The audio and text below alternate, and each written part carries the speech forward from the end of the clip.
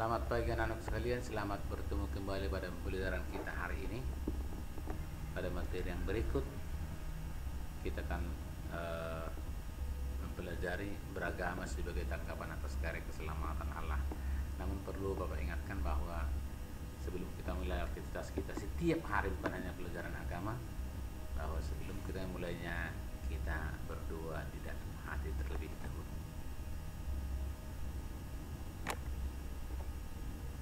Baik, sudah sejak dahulu kala hingga sekarang ini di antara berbagai bangsa terdapat suatu kesadaran tentang daya kekuatan gaib. Dipahami ya, kekuatan gaib yang hadir pada perjalanan sejarah dan peristiwa-peristiwa hidup manusia.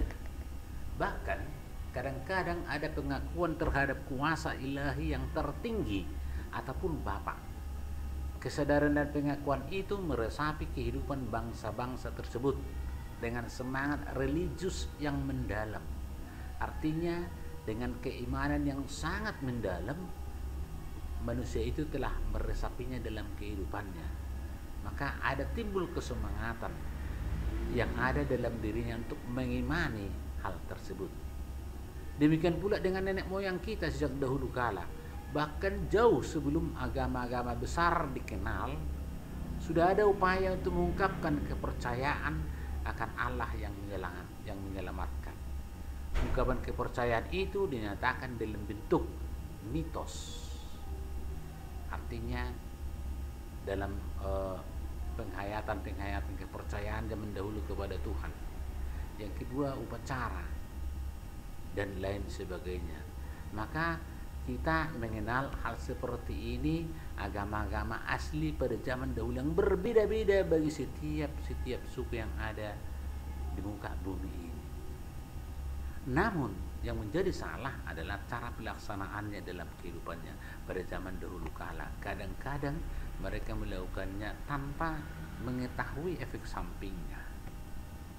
Biasanya agama asli ini bersifat lokal, artinya di sekitar itu aja.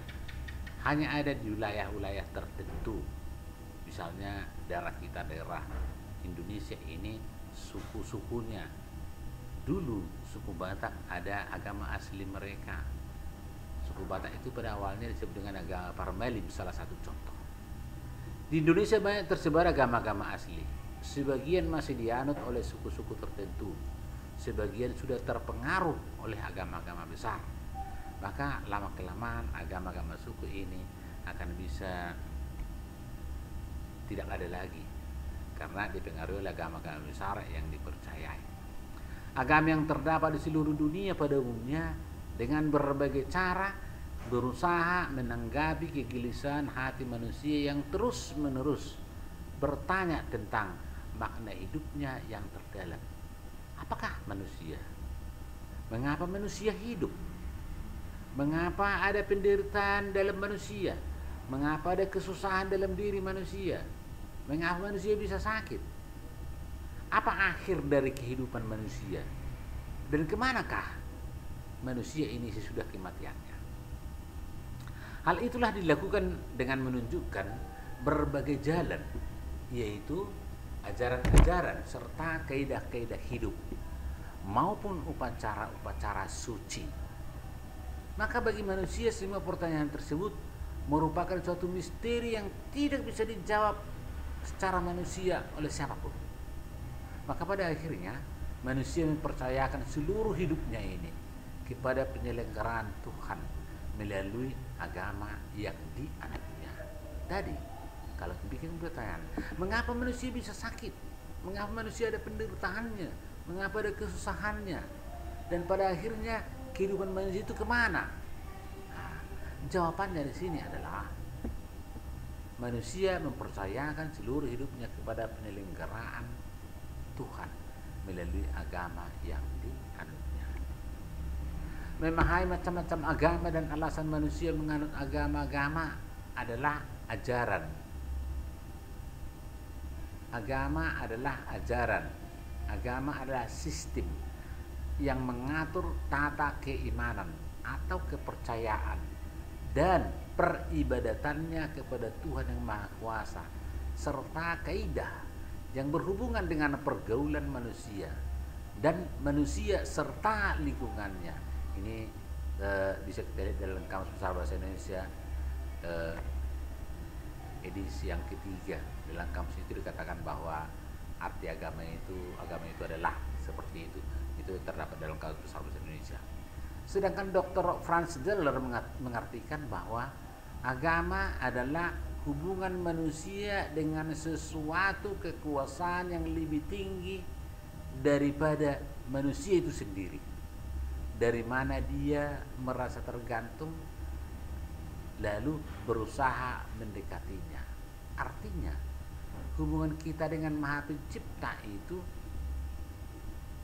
maka kita rasakan dari mana manusia itu ada, dan manusia itu tergantung kepada Pencipta itu. Maka oleh karena itu manusia berusaha sejauh mana dirinya bisa mendekatkan diri kepada Maha Penciptanya. Itu menurut Dr. Franz Deller. Dan menurut Kamus Bahasa Indonesia, Kamus Besar Bahasa Indonesia bukan seperti itu, tapi mempunyai persamaan yang sama makna, arti, dan tujuan agama itu kayak seperti itu. Lalu tadi ajaran sistem benar dalam melaksanakan hal tersebut, melaksanakan hubungan manusia itu ada tata aturan yang harus dia lakukan dalam kehidupannya, ada tata cara ibadatnya untuk mengatur keimanan, kepercayaan antara manusia dengan Maha Penciptanya. Oleh karena itu maka manusia dapat berhubungan dengan baik, bergaul dengan baik manusia itu sendiri, bergaul dengan baik bersama dengan lingkungannya. Itu dalam Kamus Besar yang hampir sama dengan pendapat dari Dr. Franz Deller yang mengatakan hubungan manusia itu dengan Maha Penciptanya. Maka karena kekuasaan ada di dalam diri Pencipta itu, oleh karena itu manusia pun merasakan dari mana dia merasa tergantung dan berusaha manusia itu mendekatkan diri kepada Maha Penciptanya. Maka demikianlah anakku sekalian pelajaran kita pada hari ini. Semoga anakku sekalian bisa mempelajarinya dengan baik, memahaminya dengan pelan-pelan, membacanya di dalam hati yang tulus dan ikhlas, dan menghayati apa yang saya sampaikan ini dalam diri Anda sekalian. Semoga dan salam sehat untuk kita semua. Terima kasih.